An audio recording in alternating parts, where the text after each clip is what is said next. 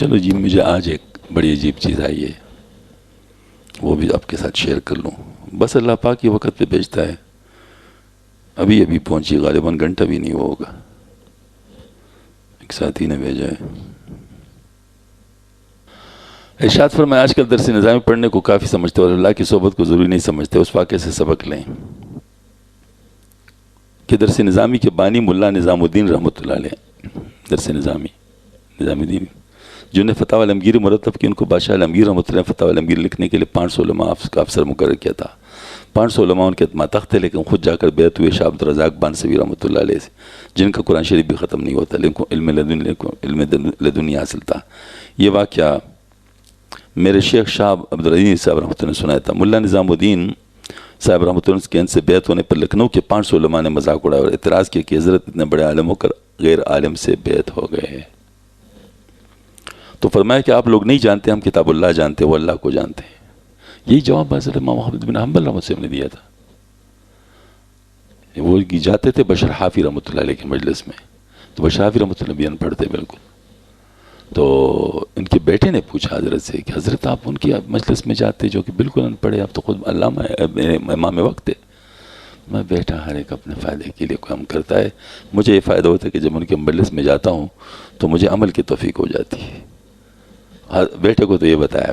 پھر کسی عالم نے حضرت سے پوچھا کہ حضرت یہ کیا کر رہے ہیں آپ تو خود امام وقت ہے، ان کے مجلس میں جا کر آپ کو کیا ملتا ہے؟ انہوں نے کہا بھئی میں زیادہ سے زیادہ عالم بالقرآن ہوں گا اور وہ عارف باللہ ہے، تو میں کیوں ان کے مجلس میں نہ جاؤں؟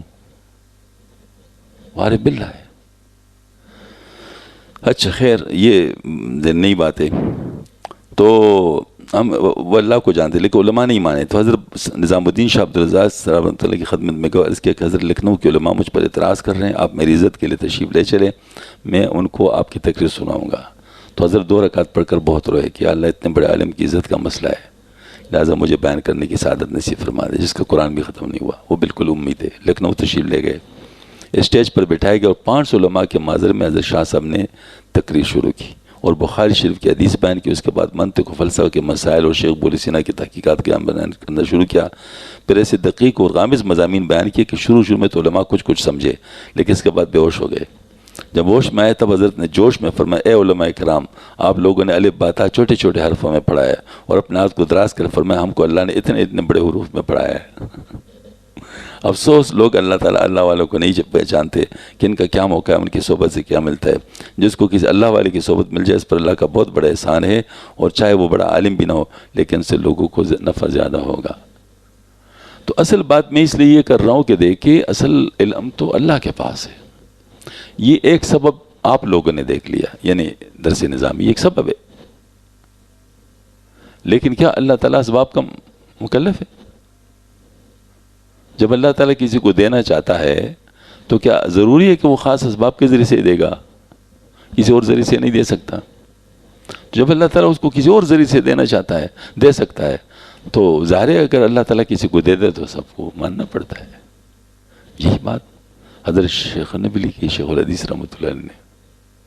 یہ لکھنے والے کون ہیں؟ علماء ہیں. شیخ الحدیث رحمۃ اللہ بھی عالم ہے، حضرت نظام الدین رحمۃ اللہ بھی عالم تھے. تو شیخ رحمۃ اللہ علیہ نے لکھا ہے، وہ غالباً فضائل لا الہ الا اللہ کے فضائل میں لکھا ہے کہ اس طرف ایک صاحب حضرت سے کسی بزرگ سے بیعت ہوئے، تو وہ مطلب یعنی ان پڑھ تھے. تو اس پر جو ہے نا مطلب یہ ہے کہ اس بزرگ نے اس عالم سے کہا کہ آپ جو ہے نا لا الہ الا اللہ کا ذکر دیا اور فرمایا کہ اور کچھ نہیں کرنا سوائے فرض نماز کے، بس صرف ذکر کرنا ہے لا الہ الا اللہ. تو اس پر جو ہے نا وہ لوگ بڑے حیران ہوئے. حضرت تو خیر جو عالم تھے وہ تو سمجھ رہے تھے، لہٰذا اس کو تو کوئی مسئلہ نہیں تھا، لیکن قرآن کا درس وہ دیا کرتے تھے، ان کا قرآن کا درس بڑا مشہور تھا. وہ خیال رکھتے کہ شاید مجھے قرآن کے درس سے نہیں روکا ہے، تو درس جاری رکھا. حضرت کو اطلاع ہو گئی تو حضرت نے ان کو پیغام بھجوایا بھئی قرآن کا درس بھی آج کل موقوف کر لو. اس پر جو ہے نا وہ حضرت کو عالم کو تو مسئلہ نہیں ہوا، لیکن لوگوں نے بڑا شور مچایا اور یہاں تک کہا کہ عالم بھی زندیق ہے، اس کا پیر بھی زندیق ہے. اس طرح فتویٰ تو لوگ بہت جلدی دیتے ہیں نا. ہاں جی، عالم بھی زندگی ہے، پیر بھی زندگی ہے. خیر جو دونوں تھے وہ تو پرواہ نہیں کر رہے تھے. کچھ عرصے کے بعد ان کو جو اثر ہونا تھا ہو گیا. تو پھر انہوں نے فرمایا کہ اب آپ درس دینا شروع کر لیں قرآن کا. اب جو قرآن کا درس دینا شروع کیا تو حضرت فرما رہے تھے وہ عالم خود کہ پہلے میں جب درس دیتا تو جو میں نے پڑھا ہوا تھا وہ پڑھاتا تھا.